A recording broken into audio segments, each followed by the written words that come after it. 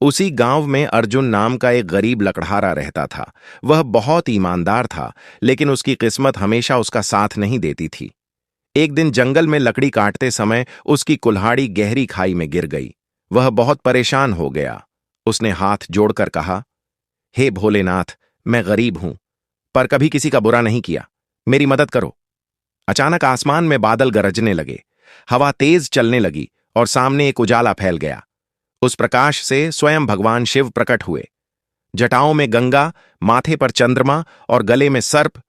उनका दिव्य रूप देखकर अर्जुन कांप उठा। शिवजी मुस्कुराए और बोले, अर्जुन, तुम्हारी सच्चाई ने मुझे यहां आने पर मजबूर किया है। इतना कहकर उन्होंने अपनी त्रिशूल से खाई की ओर इशारा किया। पहले एक सोने की चमकदार कुल्हाड़ी बाहर आई। शिवजी ने पूछा, क्या यह तुम्हारी है? अर्जुन ने सिर झुकाकर कहा, नहीं प्रभु, मेरी तो साधारण लोहे की कुल्हाड़ी थी। फिर चांदी की कुल्हाड़ी निकली। क्या यह तुम्हारी है? अर्जुन ने फिर मना कर दिया। अंत में उसकी पुरानी टूटी सी लोहे की कुल्हाड़ी बाहर आई। अर्जुन की आंखों में खुशी आ गई। हां प्रभु, यही मेरी है। शिवजी प्रसन्न हो गए।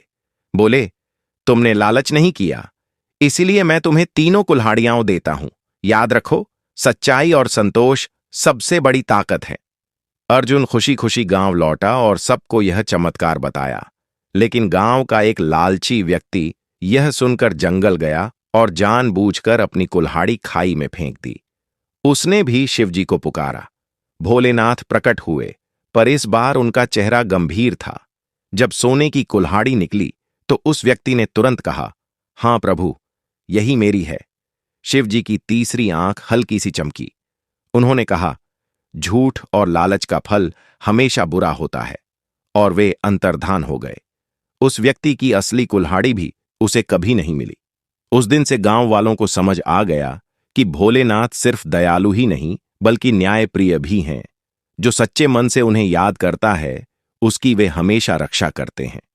कहानी का संदेश: सच्चाई, संतोष और ईमानदारी ही जीवन का सबसे बड़ा धन है। हर हर महादेव।